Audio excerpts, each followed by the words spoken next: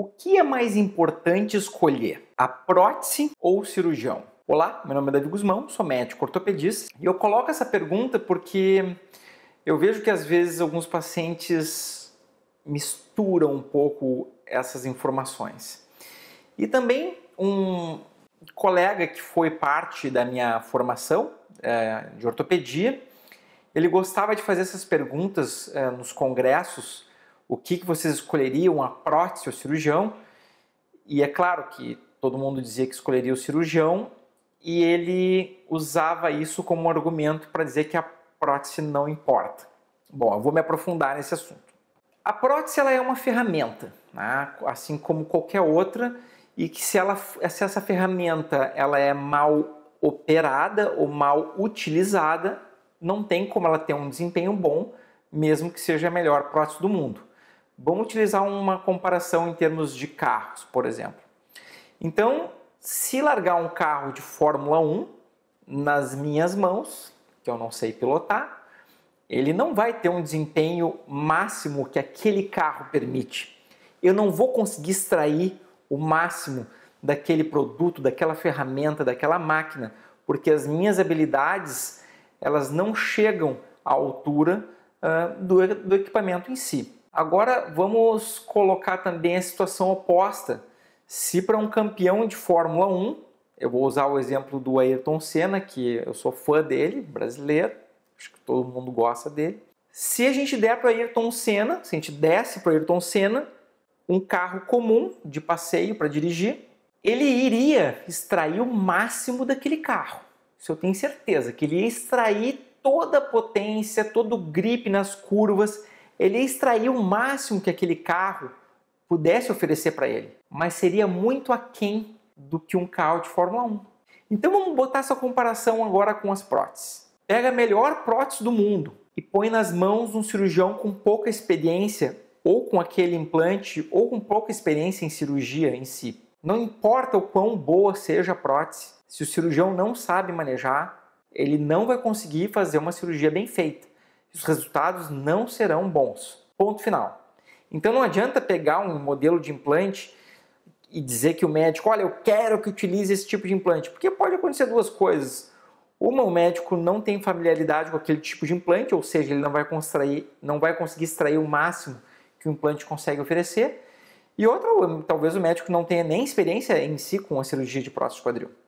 Agora vamos ir para o outro lado, que é aí que vem a diferença. Digamos que vocês tenham um cirurgião excelente, o melhor cirurgião que existe do mundo, e larga na mão dele uma prótese de má qualidade. Não vai ter um resultado bom.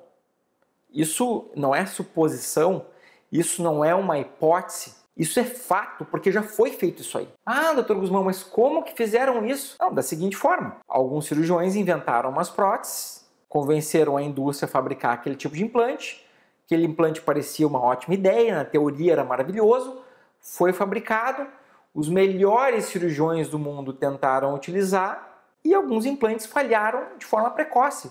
Isso nos registros de artroplastia pode ser visto, aliás, foi por isso que surgiu os registros de artroplastia. Então tem implantes que mesmo nas mãos dos melhores, ele não consegue extrair uma performance, leia-se durabilidade do implante. Por melhor que seja o cirurgião, ele não vai fazer mágica. Agora, se vocês tiverem um cirurgião excelente e largar na mão desse cirurgião uma prótese excelente, isso vai ter uma diferença. Uma diferença muito grande, porque um cirurgião excelente, bem treinado com esse tipo de implante, ele vai conseguir extrair a durabilidade máxima que esse implante tem para oferecer. O que é a durabilidade máxima que o implante tem para oferecer? É o máximo que ele está atingindo nas publicações internacionais. Se a gente tem um implante que em publicações internacionais mostra durabilidade acima de 20 anos, acima de 25 anos, acima de 30 anos, e esses são todos exemplos reais que existem esses implantes, se um cirurgião de excelência utilizar esses implantes, ele vai chegar muito perto disso, desses valores, de duração de 30 anos, 20 anos. Agora, se vocês pegarem um cirurgião, por melhor que ele seja, e der uma prótese de má qualidade, essa prótese não vai chegar muito longe. Hoje em dia, pelo pior implante que seja, qualquer implante dura 5 anos. Não é isso que a gente está discutindo. Qualquer implante que tu coloque num paciente com 5 anos, o paciente, nossa, tá maravilhoso, minha cirurgia está funcionando muito bem, estou me sentindo muito bem. Porque qualquer implante chega em 5 anos. Hoje em dia a gente não está discutindo 5 anos.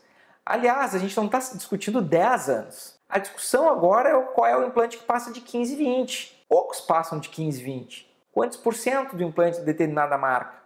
Então é o seguinte, quando o plano de saúde não autoriza um determinado tipo de implante que foi solicitado, é uma pergunta muito simples para o auditor ou para o plano de saúde. Senhor auditor ou senhor plano de saúde, me indica uma publicação que demonstre qual é a porcentagem de próteses que chegam aos 10 anos, 15 anos e 20 anos. Simples. É a medicina baseada em evidência. Esse termo talvez vocês já tenham ouvido falar, as operadoras de saúde estão usando bastante esse termo. Então, é a medicina baseada em evidência. Talvez você já tenha ouvido falar nesse termo.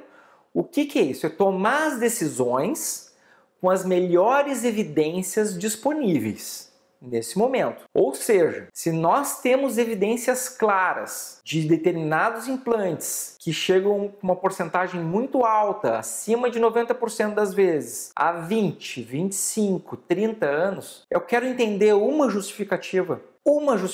Por que não usar esse implante de alto desempenho? Porque algumas pessoas podem dizer, não, mas esse implante talvez seja mais caro.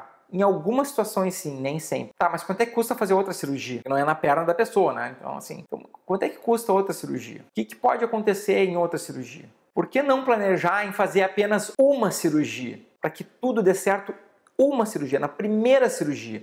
E tentar garantir 20, 30 anos de durabilidade. Me parece mais lógico isso. Óbvio que não é 100% que atinge 30 anos, as publicações mostram isso. Então 30 anos não vai ser 100%, vai ser em torno de 90%.